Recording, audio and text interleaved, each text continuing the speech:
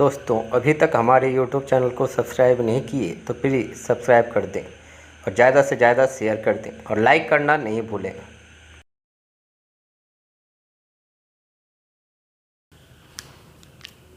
Hello दोस्तों, नमस्कार। हमारे YouTube चैनल में आप सभी का फिर से स्वागत है। लास्ट क्लास हमने पढ़ाया था किरचॉफ का नियम, जो आपके बोर्ड एग्ज़ाम के लिए बहुत ही ज़्यादा इम्पोर्टेंट है। आज हमको जो पढ़ाना है, यानी इस लेक्चर में जो पढ़ाना है, वो विद्युत धारा के चैप्टर से कुछ न्यूमेरिकल्स करवाने हैं। ठीक है, तो सबसे पहला चीज़ देखो, न्यूमेरिकल्स सॉल्व करने के लिए आपको हमेशा एक बात को ध्यान रखना है कि जितने सारे भी मान दिए हुए हैं उसको सबसे पहले लिखिए। दूसरी चीज़ ये ध्यान रखना है कि देखना है कि क्या सारा मान SI मात्रक में है या नहीं। अगर SI में है तो ठीक है, अगर नहीं है तो सबसे पहले SI में बदलेंगे। तो हमारा जो आंसर आएगा वो किस में आएगा? SI मात्रक में। तो चलिए पहला क्वेश्चन करते हैं। क्वेश्चन बोला गया है कि एक तार में 1 माइक्रो एम्पियर की धारा प्रवाहित हो रही है। ठीक है, यानी एक तार है और तार में कितना एम्पियर धारा प्रवाहित हो रहा है? 1 माइक्रो एम्पियर। फिर बोला गया कि यदि इलेक्ट्रॉन पर आवेश 1.6 × 10⁻19 कूलम हो तो प्रति सेकेंड तार से प्रवाहित इलेक्ट्रॉन की संख्या है। और 4 ऑप्शन दिया हुआ है। पहला दिया हुआ है 0.625 × 10⁻13, बी में दिया हुआ 0.625 × 10⁻19, सी में दिया हुआ 1.6 × 10⁻−19 और डी में दिया हुआ है 1.6 × 10⁻19। तो सबसे पहले क्वेश्चन आप ध्यान से पढ़ो। बोला गया कि तार में जो धारा है वो कितना माइक्रो एम्पियर है? तो 1 माइक्रो एम्पियर। अब बताओ, विद्युत धारा को हम लोग किससे सूचित करते हैं? I से। ठीक है, तो अगर यहाँ से हम सॉल्व करना चाहें तो I का मान दे दिया 1 माइक्रो एम्पियर। नेक्स्ट फिर बोला है कि इलेक्ट्रॉन पर जो आवेश है यानी E का मान आपको दे चुका है, कितना दिया? 1.6 × 10⁻19 कूलम। अब पूछा है कि प्रति सेकेंड तार से प्रवाहित इलेक्ट्रॉन की संख्या है। तो सबसे पहला चीज़ सुनो, समय जो दिया है वो कितना सेकंड? प्रति सेकेंड का मतलब समय कितना सेकेंड बोला है? 1 सेकेंड। तो 1 सेकेंड से जो तार से धारा प्रवाहित होगा वो कितना प्रवाहित होगा, ये पूछा है। ठीक है, तो सबसे पहला चीज़ ध्यान रखना है कि देखो, धारा जो दिया है वो माइक्रो एम्पियर में दिया है, तो माइक्रो एम्पियर में दिया है, लेकिन धारा का जो SI मात्रक होता है वो क्या होते हैं? एम्पियर। तो सबसे पहला काम करना है कि जो एम्पियर यानी माइक्रो एम्पियर है उसको किस में बदलेंगे? एम्पियर में। इसका मतलब ये हुआ कि अगर म्यू को हटाना हो तो म्यू का गुणज कितना होता है? 10⁻⁻6। तो I का मान यानी धारा का जो मान आ गया वो किस में आ गया? एम्पियर में। कितना आया? 1 × 10⁻6 एम्पियर। समय का मान दिया हुआ, तो आपसे पूछा है इलेक्ट्रॉन की संख्या, यानी तार में कितने इलेक्ट्रॉन 1 सेकेंड में प्रवाहित होगा। तो सबसे पहला चीज़ देखो, हम आपको कहीं पढ़ाए थे कि I बराबर Q/T, और ये भी बताए थे कि Q का मान होता है N × E, तो N × E/T। अब देखो I का मान जो है दिया हुआ है, कितना दिया हुआ है? तो देखो ध्यान से, 1 × 10⁻6। तो सबका सब अगर SI में होगा तो आंसर किस में होगा? SI में। इतना एम्पियर। N का मान नहीं पता, E का मान 1.6 × 10⁻19 कूलम और T का मान 1 सेकेंड। अब देखो, अगर बात करें एम्पियर को हम लिख सकते हैं 1 × 10⁻6 एम्पियर को coulomb per second, N × 1.6 × 10⁻19 coulomb भागा 1 सेकेंड। सेकेंड से सेकेंड, कूलम से कूलम कैंसिल। अब बताओ हमारे पास बचा क्या है? 1 × 10⁻6, तो इसको लिख सकते हैं 10⁻6। ठीक है, हमारे पास क्या बचा है? 1 × 10⁻6 बराबर N गुना 1.6 × 10⁻19। अब इधर ये गुणा उधर जाके भागा, तो N का मान कितना होगा? 1 × 10⁻6 और भागा 1.6 × 10⁻19। अब देखो, अगर हम इसको सॉल्व करें तो 1/1.6, पावर नीचे माइनस तो ऊपर जाके प्लस। जब हम यहाँ से पॉइंट उड़ाएंगे तो ये पॉइंट यहाँ कितना? 10। तो N का जो मान आएगा, ठीक है, वो 10/16 × 10⁻13। जब हम इसको 16 से 10 में भाग देंगे तो 0. 16 छक 96, बचेगा 4, 16 दूना 32 और 16 पचे 80 गुना 10 पर पावर 13। यानी प्रति सेकेंड जो तार से इलेक्ट्रॉन प्रवाहित होगा वो कितने इलेक्ट्रॉन प्रवाहित होंगे, तो 0.625 इंटू 10⁻13। चलिए तो एक बार फिर से देख ले, क्वेश्चन बोला है कि एक तार में 1 माइक्रो एम्पियर की धारा प्रवाहित हो रही है। फिर बोला है कि यदि इलेक्ट्रॉन पर आवेश 1.6 इंटू 10⁻19 कूलम है तो प्रति सेकंड तार से प्रवाहित इलेक्ट्रॉन की संख्या ज्ञात करें। तो सबसे पहला चीज़ आपको दिया क्या है, धारा का मान 1 माइक्रो एम्पियर, धारा को किससे, आई से। अब तो विद्युत धारा का एसआई मात्रा क्या होता है, तो आपका एम्पियर होता है, लेकिन ये माइक्रो एम्पियर में दिया है तो इसका मतलब म्यू को हटाना है, म्यू को गुना 10⁻6 होता है। तो ये अब किस में आ गया, एसआई में। इलेक्ट्रॉन का मान 1.6 गुना 10⁻19 कूलम, यानी इलेक्ट्रॉन पर जो आवेश होता है ये भी मान दे चुका है। समय का मान यानी प्रति सेकंड बोला है, तो समय का मान कितना सेकंड, 1 सेकंड। तो आपको निकालना क्या है कि 1 सेकंड में कितने इलेक्ट्रॉन प्रवाहित होंगे, यानी कि इसका मान तो n का मान। अब देखो जब हम इसको सॉल्व करेंगे तो आई बराबर क्या पढ़ा है, q भागा t। ठीक है, आई बराबर आपने क्या पढ़ा, q भागा t। q का मान कितना, n इंटू ई। अब बताओ भागा t। अब यहाँ से i का मान है ये रख दी, n का मान नहीं पता रहने दी, e का मान पता है रखें, और t का मान 1 सेकेंड। एम्पियर एक्चुअल में होता क्या है, कूलम पर सेकेंड, तो इसको कूलम पर सेकेंड, कूलम से कूलम कैंसिल, सेकेंड से सेकेंड कैंसिल। जब इसको सॉल्व करेंगे तो ये कितना बचेगा, 1 इंटू 10⁻6 बराबर n इंटू 1.6 इंटू 10⁻19। इधर ये मल्टीप्लाई में तो उधर जाके डिवाइड में होगा। अब देखो यहाँ से अगर बात करें, पावर नीचे माइनस तो ऊपर जाके प्लस, तो -6 और +19 कितना आएगा, 13। अब देखो यहाँ से पॉइंट उड़ाएंगे तो यहाँ 1 0, तो 10 में 16 भाग देंगे, 0.625 इंटू 10⁻13। तो आपको ध्यान रखना है कि अगर पूछा गया कि प्रति सेकंड कितने इलेक्ट्रॉन प्रवाहित होंगे तो कितना, तो 0.625 इंटू 10⁻13 इलेक्ट्रॉन प्रति सेकंड तार से प्रवाहित होगा। तो ऑप्शन कौन सा होंगे, ए।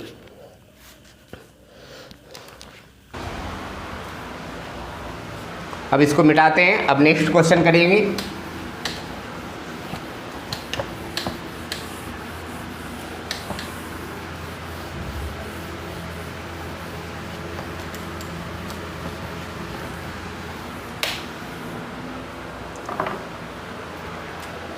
नेक्स्ट क्वेश्चन आपका बोल रहा है कि एक तार से 20 माइक्रो एम्पियर धारा 30 सेकंड तक बहती है। इसका मतलब ये हुआ कि एक तार है और तार में जो धारा है, धारा को किससे, आई से। तो आई का जो मान दिया वो कितना माइक्रो एम्पियर दिया है, 20 माइक्रो एम्पियर। अब बताओ धारा का एसआई मात्रा क्या होता है, तो एम्पियर होता है, लेकिन ये दिया माइक्रो एम्पियर में, तो इस माइक्रो एम्पियर को किस में बदलेंगे, तो एम्पियर में। तो अब बताओ म्यू को जब हटाएंगे तो यहाँ रखेंगे कितना, 10⁻6। तो माइक्रो को हटाने के लिए कितने से गुना करते हैं, तो 10⁻6 से। अब नेक्स्ट बोला है कि ये जो धारा प्रवाहित हो रहा है वो कितने सेकंड के लिए, तो 30 सेकंड के लिए, यानी इसका मतलब समय का जो मान दिया वो कितना सेकंड दिया है, 30 सेकंड। अब पहला पूछा है कि तार में प्रवाहित आवेश निकालें। तो पहला में जो पूछा है वो क्या पूछा है, आवेश। आवेश का मतलब Q का मान। ठीक है, तो अब बताओ आपने पढ़ चुका है कि I बराबर क्या होता है, Q भागा T, तो इसलिए Q बराबर क्या होगा, I इंटू T। I का मान आपका कितना है, तो 20 गुना 10⁻6 एम्पियर और गुना 30 सेकेंड। जब गुना करेंगे तो 30 से यानी 3 दूना 6, 20 गुना 10⁻6 एम्पियर को कूलम पर सेकेंड और इंटू सेकेंड, सेकेंड से सेकेंड कैंसिल। जब इसको और सॉल्व करेंगे, ठीक है, तो देखो क्या आएगा, 20 अगर हम यहाँ से हटा दें तो यहाँ क्या होगा, 6 गुना 10⁻6 और +2 इतना कूलम। ठीक है, तो आपका कितना आ गया, 6 गुना 10⁻4 कूलम। चलिए तो इसको फिर से देख ले। क्वेश्चन बोल रहा था कि एक तार से 20 माइक्रो एम्पियर की धारा प्रवाहित हो रहा है। तो तार में जो धारा है, धारा को किससे, आई से। आई का मान कितना माइक्रो एम्पियर दिया है, तो 20 माइक्रो एम्पियर। अब बताओ इस माइक्रो को हटाएंगे तो कितना से गुना करेंगे, 10⁻6 एम्पियर। फिर क्या बोला गया कि जो समय है वो कितने सेकंड तक बहती है, तो 30 सेकंड, यानी टी का मान दे दिया कितना सेकंड, तो 30 सेकंड। अब तो आपको निकालना है प्रवाहित आवेश। आवेश को किससे, Q से। तो Q का मान निकालना तो आप पढ़ चुके हैं, चूंकि I बराबर Q भागा T, तो Q बराबर क्या है, I इंटू टी। आई का मान ये SI में रखे, समय का मान भी SI में, तो हमारा जो आंसर प्राप्त होगा वो किस में होगा, SI में। अब बताओ आवेश का ऐसे मात्रा क्या होता है, कूलम। तो यहाँ से कितना आ गया, 6 गुना 10⁻4 कूलम। नेक्स्ट क्वेश्चन इसी में दूसरा जो बोल रहा है वो बोल रहा है बी में कि तार में प्रवाहित इलेक्ट्रॉन की संख्या निकालें। यानी बी में आपको क्या पूछा है, इलेक्ट्रॉन की संख्या, यानी बी में आपसे पूछा है एन का मान। ठीक है, तो एन का मान निकालने के लिए आपके पास ई का मान यानी इलेक्ट्रॉन पर आवेश जानते हो 1.6 × 10⁻19 कूलम। आप पढ़ चुके हैं कि चूंकि Q बराबर क्या पढ़ा है, N गुना E, तो N बराबर क्या होगा, Q भागा E। अब मान रखो Q का मान कितना आया, तो देखो कितना आया, 6 × 10⁻4 कूलम भागा 1.6 × 10⁻19 कूलम। कूलम से कूलम कैंसिल, 6 भागा 1.6 गुना 10⁻⁻4, पावर नीचे माइनस तो ऊपर जाके प्लस। पॉइंट अगर यहाँ से हम उड़ाएँ तो 60 आएगा, 16 दिया 48, बच गया कितना, तो 12। 16 सती बढ़ी होतल से और 16 बचे 80 गुना 10⁻, कितना बचेगा, 15। ठीक है, तो सबसे पहले हम क्या बोले, पहले हमारी बात आप ध्यान से सुनो। धारा का मान दिया हुआ था माइक्रो एम्पियर में, जबकि धारा का ऐसा मात्रक होता है एम्पियर, तो इस माइक्रो एम्पियर को हम किस में बदले, एम्पियर में। जब एम्पियर में बदल दिए तो ये एसआई में आ गया। समय दिया हुआ था 30 सेकेंड, यानी ये ऑलरेडी एसआई मात्रक में, तो अब हमको निकालना है प्रवाहित आवेश। आवेश को किससे, क्यू से, तो आई बराबर क्या होगा, क्यू भागा टी। तो क्यू बराबर क्या, आई इंटू टी। आई का मान यहाँ से उठा के रखिए और टी का मान रखिए। जब सॉल्व किए तो मान कितना आ गया, 6 × 10⁻4 कूलम। फिर हमने क्या बताया, नेक्स्ट क्वेश्चन आपसे बी में पूछा है कि इलेक्ट्रॉन की प्रवाहित इलेक्ट्रॉन की संख्या निकालें। प्रवाहित इलेक्ट्रॉन की संख्या मतलब एन का मान निकालें। तो एन का मान हम कैसे निकालेंगे, तो अभी देखो ई का मान आप यानी इलेक्ट्रॉन पर जो आवेश है उसका मान जानते हैं 1.6 × 10⁻19 कूलम। आप आवेश के क्वांटमीकरण से चलो तो क्यू बराबर क्या होता है, एन इंटू ई। तो एन बराबर क्या होगा, क्यू भागा ई, यानी इलेक्ट्रॉन की संख्या, प्रवाहित इलेक्ट्रॉन की संख्या यहाँ से निकल जाएगा एन का मान। तो क्यू का मान यहाँ से उठा कर रखिए, ई का मान है। अब देखो कूलम से कूलम कैंसिल, यहाँ से जब पॉइंट उड़ाएंगे तो 60/16, पावर नीचे माइनस ऊपर जाके प्लस, तो -4 और +19 तो कितना, 15 बचेगा कि नहीं। तो मान कितना गया, 3.75 × 10⁻15 इलेक्ट्रॉन प्रवाहित होगा। ठीक है,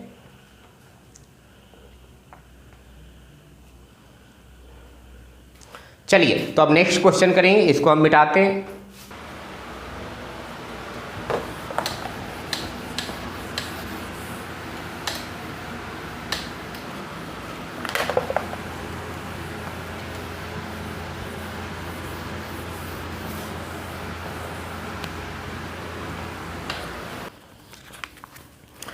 नेक्स्ट क्वेश्चन आपका बोल रहा है कि जब दो प्रतिरोधों को श्रेणी क्रम में जोड़ा जाता है तो उसका मान 25 ओम तथा समांतर क्रम में जोड़ने पर कितना ओम, 4 ओम हो जाता है। तो अब नेक्स्ट बोला है कि प्रत्येक प्रतिरोध का मान ज्ञात करें।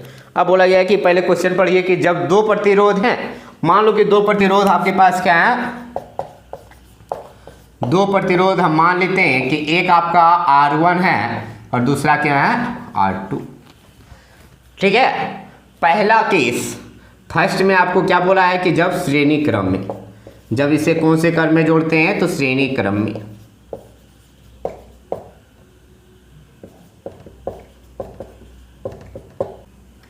ठीक है, हमने क्या बताया कि जब इसे कौन से क्रम में जोड़ते हैं, श्रेणी क्रम में। तो श्रेणी क्रम में जोड़ते हैं तो देखो मान लो ये आपका R1 और ये क्या है, R2। तो श्रेणी क्रम में क्या बोला है कि अगर तुल्य की बात करें तो R का जो मान है यानी तुल्य प्रतिरोध, उनका मान बोला है कितना ओम प्राप्त होता है, तो 25 ओम। यानी R बराबर देखो यहाँ से तुल्य क्या होगा, श्रेणी क्रम में डायरेक्ट जुड़ता है तो R1 + R2। तो R1 + R2 का इतना का जो मान है वो कितना ओम दिया है, 25 ओम। यानी R1 + R2 का मान कितना दिया है, 25 ओम। ठीक है, यानी हम इसको और भी लिख सकते हैं, या चलो अभी एसआई मात्रक बाद में लगाएंगे, यानी मात्रक इसके, तो R1 + R2 बराबर कितना, 25। अब लिख सकते हैं तथा जब इसे समांतर क्रम में,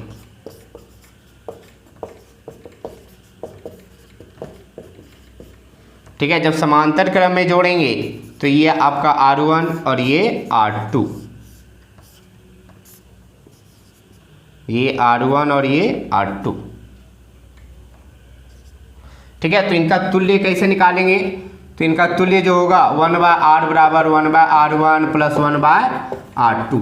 जबकि समांतर क्रम में बोल चुका है कि तुल्य का जो मान है वो कितना ओम निकलता है, तो 4 ओम प्राप्त होता है। तो यहाँ से मान रखेंगे 1/4 बराबर 1/R1 + 1/R2। अब सॉल्व कर लो, R1 + R2 का एलसीएम लेंगे तो R1 × R2, यहाँ आएगा R2 + R1। ठीक है, समीकरण 1 से चलिए, समीकरण 1 से चलें तो R1 + R2 का मान कितना ओम है, तो 25 ओम। ठीक है, R1 + R2 का मान कितना है, 25 ओम। तो 1/4 बराबर 25/R1 × R2। तो R1 × R2 का मान आ गया 25 चौक 100।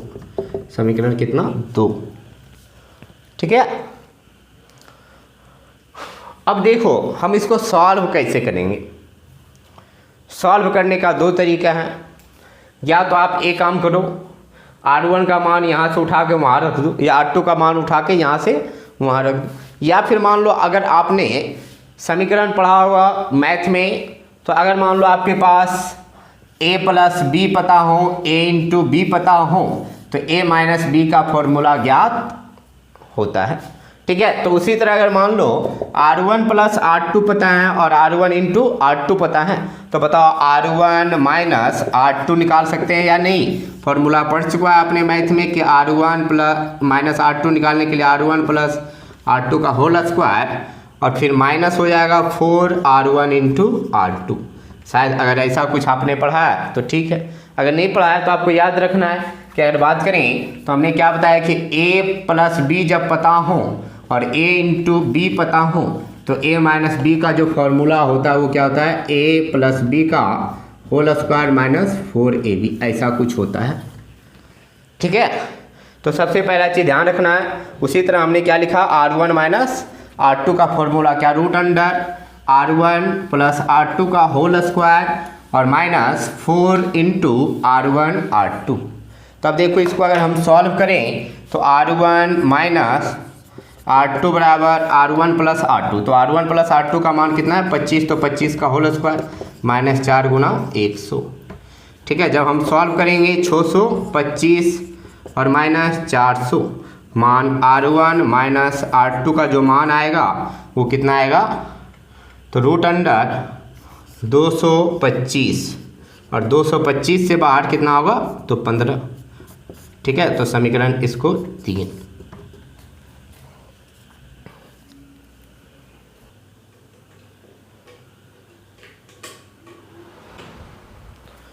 चलिए तो एक बार फिर से देख लें। बोला गया कि 2 प्रतिरोध है और 2 प्रतिरोध को जब हम श्रेणी क्रम में जोड़ते हैं तो उनका तुल्य प्राप्त होता है 25 ओम। तो मान लिया कि 2 प्रतिरोध, एक R1 है और दूसरा क्या है, R2। जब इसे श्रेणी क्रम में जोड़े तो तुल्य क्या हुआ, R बराबर R1 + R2। तो R1 + R2 का मान कितना दिया है, 25। इसको समीकरण हमने क्या माना, 1। अब इसे किस में जोड़ा गया, समांतर क्रम में। तो समांतर क्रम में जोड़ेंगे तो इनका तुल्य कैसे निकालते हैं, व्युत्क्रम करके जोड़ना पड़ता है। तो 1R = 1R1 + 1/R2।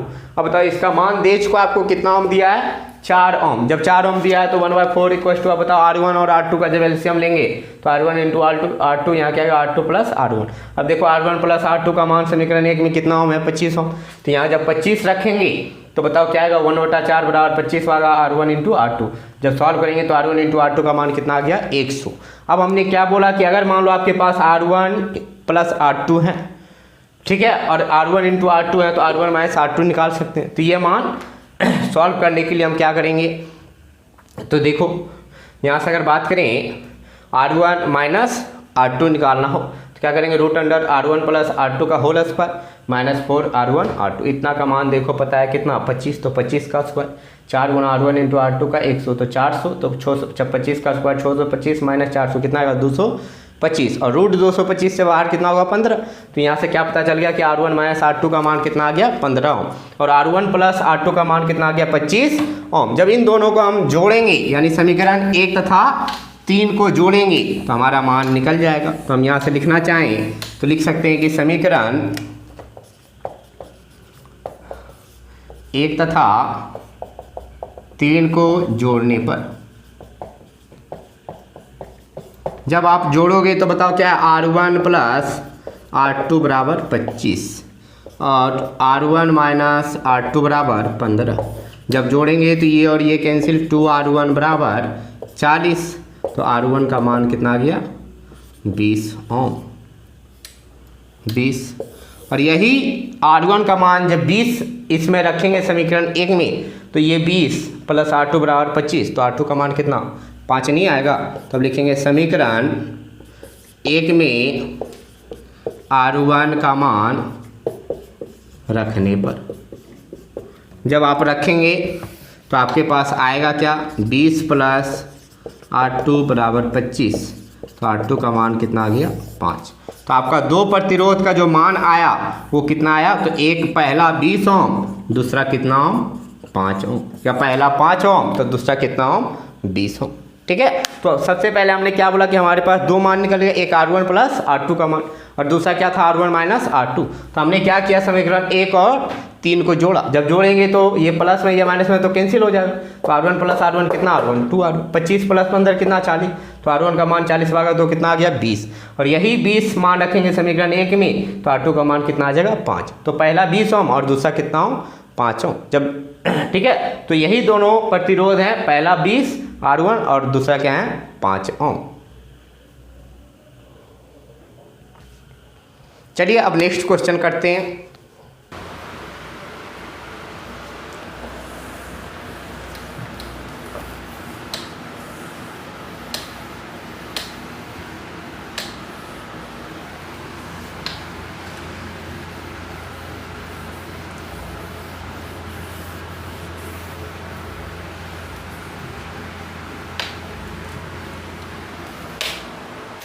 चलिए अब नेक्स्ट क्वेश्चन करते हैं।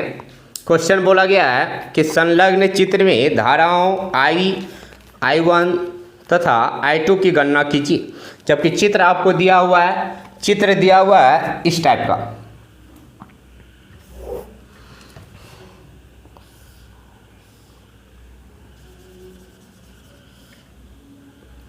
सॉरी, चित्र आपको दिया हुआ है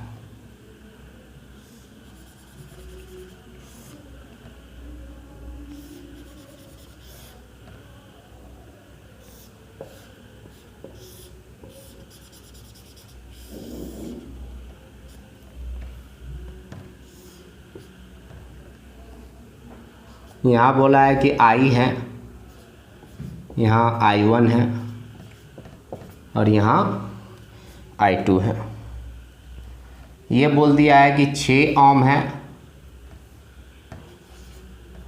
ये बोल दिया है कि 2 ओम है, ये 1 ओम है, और ये जो आपका दिया हुआ है ये दिया हुआ है 5 वोल्ट।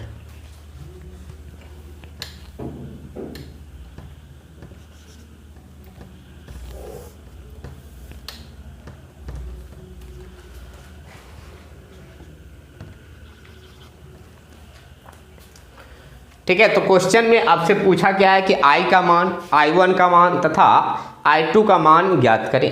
तो हम कैसे ज्ञात करेंगे, पहले सुनो।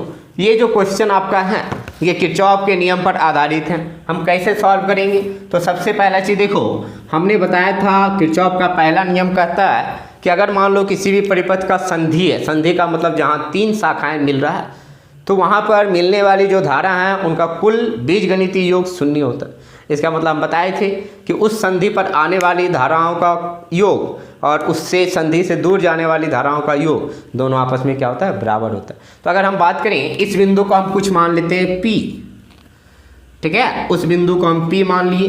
तो जब बिंदु P मानेंगे यहाँ से, या फिर चलो हम यहाँ से नाम देते हैं A, यहाँ देते हैं B, यहाँ देते हैं C, यहाँ D, यहाँ E और यहाँ F। ठीक है, हमने क्या किया, यहाँ A, यहाँ B, यहाँ C, यहाँ D, यहाँ E और यहाँ F। अब देखो अगर ध्यान से बिंदु C पर जो धारा है इसमें आ कौन रहा I, और इससे दूर कौन जा रहा है, एक I1 और एक I2। तो बिंदु C पर यानी संधि C पर हम किरचॉफ का पहला नियम लागू कर सकते हैं। पहला नियम का मतलब किरचॉफ का धारा नियम, या फिर हम बोल सकते हैं कि किरचॉफ का संधि नियम लागू कर सकते हैं, यानी KCL। तो अब लिख सकते हैं कि बिंदु या संधि जो भी लिखना चाहो, चलो बिंदु C पर KCL लागू करने पर तो हमने क्या बोला कि बिंदु सी पर केसीएल लागू करने पर, केसीएल जब लागू करेंगे तो इस पर बिंदु सी की ओर कौन आ रहा है, आई, तो आई बराबर क्या आएगा, तो इससे जो जा रहा है तो I1 और कौन जा रहा है, I2, तो आई बराबर I1 प्लस I2, इसको समीकरण कितना मानेंगे, 1। अब हम क्या करेंगे, किरचॉफ का द्वितीय नियम लागू करेंगे। किरचॉफ का द्वितीय नियम लागू कहाँ होता है, तो जहाँ बंद लूप होते हैं। तो देखो एक बंद लूप ये हो गया, एक बंद लूप ये हो गया, है या नहीं, तो दोनों बंद लूप में हम किरचॉफ का द्वितीय नियम लगाएंगे। तो अब लिख सकते हैं कि अब बंद लूप या बंद परिपथ भी लिख सकते हैं। तो बंद लूप ABCF ए में KVL का मतलब किरचॉफ का द्वितीय नियम लागू करने पर। तब देखो KVL जब लगाएंगे तो यहाँ से स्टार्ट करो। अब बताओ ये छोटा, ये क्या है, बड़ा, तो ये छोटा वाला माइनस और बड़ा वाला क्या होगा, प्लस। हमने क्या बोला कि छोटा वाला माइनस और बड़ा वाला प्लस। धारा देखो इधर से इधर प्रवाहित हो रहा है, इसका मतलब यहाँ उच्च विभव और यहाँ निम्न, तो उच्च वाले को प्लस और निम्न वाले को माइनस। जब इसमें धारा आई गया, ये कितने भाग में बटा, I1, और इधर से आया I2, I1 और I2 मिलके फिर यहाँ बाहर क्या जाएगा, I ही जाएगा, है या नहीं। तो देखो इधर से इधर प्रवाहित हो रहा है, तो यहाँ का उच्च और यहाँ का निम्न, तो यहाँ होगा प्लस और यहाँ होगा माइनस। अब हमको घूमना कैसे है, तो या तो आप ऐसे घूम जाओ या फिर ऐसे घूम जाओ। चलो हम इधर से घूमते। तो अगर बात करें, ठीक है, फिर से एक बार देख लो, हमने क्या बताया कि सेल का या बैटरी का छोटा टर्मिनल माइनस और बड़ा टर्मिनल प्लस। तो इसको हम माइनस दिए और इसको क्या दिए, प्लस। यहाँ कोई प्रतिरोध नहीं है या सेल नहीं है, यहाँ देखो प्रतिरोध और इसमें धारा इधर जा रहा है, इसका मतलब यहाँ का उच्च विभव और यहाँ का क्या होगा, निम्न विभव, क्योंकि धारा का जो प्रवाह होता है उच्च विभव से निम्न विभव की ओर। तो उच्च विभव वाले को प्लस और निम्न वाले को माइनस। यहाँ से चला I1 और ये I2, यानी I दो भागों में बटा, एक I1 और एक I2। फिर इधर से घूमते हुए फिर यहाँ दोनों मिल जाएगा, I1 प्लस I2, फिर से क्या बन जाएगा, I। तो अब देखो I की अगर बात करें इसमें आएगा क्या, I। तो I अगर आया, I का मतलब I1 प्लस I2। तो I1 प्लस I2 जब आया तो इधर से इधर जा रहा है, तो यहाँ का उच्च और यहाँ का निम्न, यानी यहाँ प्लस और यहाँ क्या होगा, माइनस। अब जब हम KVL लगाएंगे इस बंद लूप में, तो यहाँ से अगर चले माइनस से प्लस, नीचे से इधर चल रहे हैं, इधर से ऐसे घूम रहे हैं, तो माइनस से प्लस, प्लस या माइनस, प्लस। तो क्योंकि ये समाप्त किस पर हो रहा है, प्लस पर, तो प्लस के साथ लेंगे 5। फिर चलेंगे इधर से, यहाँ कोई प्रतिरोध सेल नहीं है, फिर इधर प्लस से माइनस, तो क्या आएगा, माइनस। धारा गुना प्रतिरोध, धारा कितना है, I1, और प्रतिरोध कितना, क्योंकि प्रतिरोध के सिरों के बीच का विभवांतर होता क्या है, तो V बराबर आपने पढ़ चुका I गुना R। यहाँ धारा कितना I1 और प्रतिरोध कितना है, 2, तो I1 गुना 2। फिर इधर से चलेंगे प्लस से माइनस, माइनस होगा, धारा कितना I और गुना कितना 1 बराबर कितना 0। क्यों, तो KVL कहता क्या है, सिग्मा डेल्टा V बराबर 0। यह ना होता है कि विभवांतरों का कुल योग कितना होता है, 0। चलो अब इसको सॉल्व करेंगे।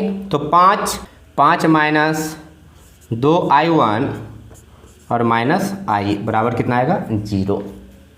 ठीक है, अब लिख सकते हैं कि समीकरण 1 से I का मान रखने पर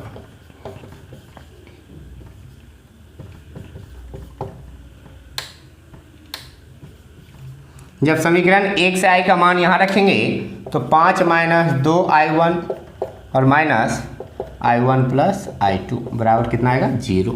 तो 5 माइनस 2I1 और माइनस I1 माइनस I2 बराबर 0। तो सॉल्व करो, 5 माइनस 3I1 माइनस I2 बराबर 0, या फिर क्या आ गया, 3I1 प्लस I2 बराबर 5, समीकरण कितना, 2। ठीक है, हमने क्या बोला कि बंद लूप लगाया, यहाँ से चलो तो माइनस से प्लस क्या आएगा, प्लस कितना, तो 5। यहाँ कोई प्रतिरोध सेल नहीं है। अब चलेंगे इधर, प्लस से माइनस क्या आएगा, माइनस। धारा कितना, I1 गुना 2, क्योंकि प्रतिरोध के सिरों के बीच का विभवांतर कितना होता है, तो I गुना I का जगह I1 और प्रतिरोध की जगह 2। फिर इधर से चलेंगे प्लस से माइनस, माइनस आएगा तो माइनस लिखेंगे। धारा कितना, तो I, तो I गुना 1। ठीक है, अब चलो बंद लूप हम लेंगे CDEF में। तब लिख सकते हैं कि अब बंद लूप CDEFC में KVL लागू करने पर, जब आप KVL लागू करेंगे तो या तो आप चलो यहाँ से, तो यहाँ कुछ है नहीं, अगर धारा इधर से इधर जा रहा है तो प्लस से माइनस, क्योंकि उच्च विभव से निम्न विभव। आप चाहो तो इधर से भी घूम सकते हो या चाहो तो ऐसे भी घूम सकते हो, ठीक है। तो चलो हम किसी साइड से घूम सकते हैं। तो सबसे पहला चीज़ अगर लिखना चाहें तो अगर हम इधर से घूमते हैं, चलो यहाँ से अगर स्टार्ट करें, हम ऐसे घूम रहे हैं, तो यहाँ से अगर स्टार्ट करें C से, कोई प्रतिरोध या सेल है नहीं, यहाँ प्लस से माइनस क्या होगा माइनस, प्रतिरोध कितना है 6, तो 6 गुना धारा कितना है I2, तो 6 × I2। फिर चलो अगर ऐसे चलेंगे, यहाँ भी कोई प्रतिरोध नहीं है, इधर से चलेंगे तो माइनस से प्लस, माइनस से अगर प्लस जा रहे हैं तो प्लस होगा, प्रतिरोध कितना है 2 और धारा कितना है I1 बराबर कितना 0, क्योंकि कहता क्या है सिग्मा डेल्टा V बराबर KVL। लेकिन कहता है किरचॉफ का द्वितीय नियम के विभवांतरों का कुल योग बंद लूप में कितना होता है 0। अब इसको सॉल्व करेंगे, इधर ये माइनस उधर जाके प्लस, तो 2I1 बराबर 6I2, तो 2 से कितने बार में 3 बार में, तो I1 का मान आ गया कितना I2 3I2 के बराबर। इसको समीकरण कितना मानेंगे 3। चलिए तो अब ये मान जो है समीकरण किस में रखेंगे 2 में, तो लिख सकते हैं कि समीकरण 3 से 2 में मान रखने पर, जब हम मान रखेंगे तो I1 की जगह 3I2, तो 3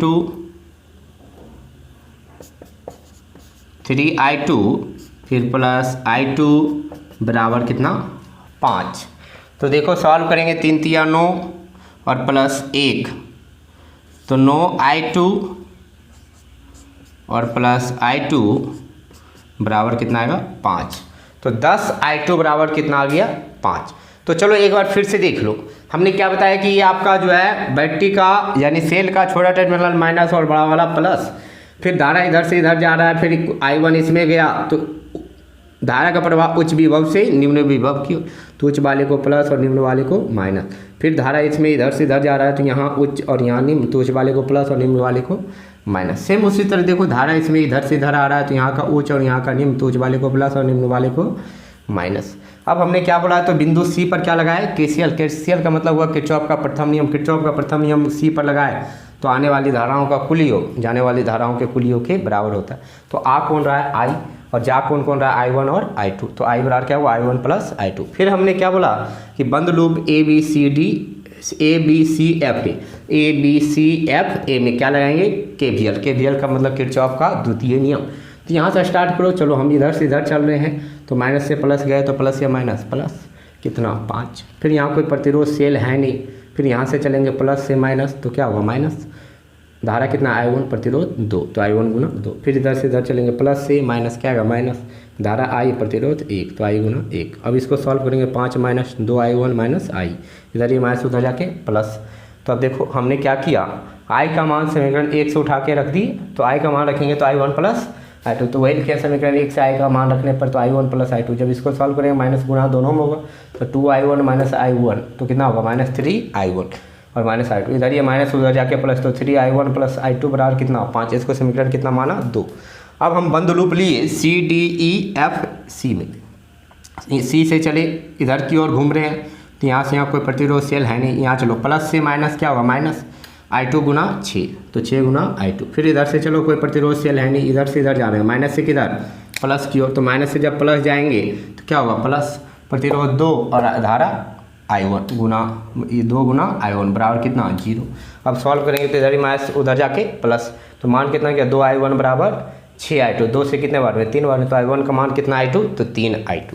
अब यही I1 का मान कहाँ रखे समीकरण 2 में, तो समीकरण 2 में जब रखेंगे तो I1 का मान कितना रखेंगे 3I2, तो 3 तिया 9I2 प्लस I2 बराबर कितना 5, तो 9I2 और प्लस I2 बराबर कितना I2 होगा, तो आपका 10I2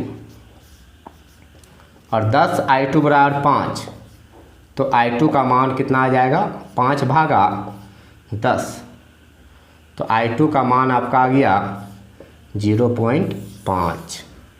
अब ये I2 का मान कहाँ रखेंगे, समीकरण 3 में। तो लिख सकते हैं कि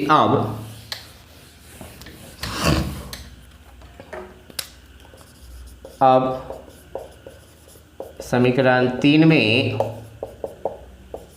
I2 का मान रखने पर, तो जब रखेंगे, जब I2 का मान रखेंगे तो बताओ क्या है, I1 बराबर 3I2, तो रखो 3 गुना 0.5, कितना आएगा, I1 का मान 5 या 15 यानी 1.5। अब I1 I2 पता चल गया, तो अब लिखेंगे समीकरण 1 में मान रखने पर, किसका मान, तो I1 तथा I2 का।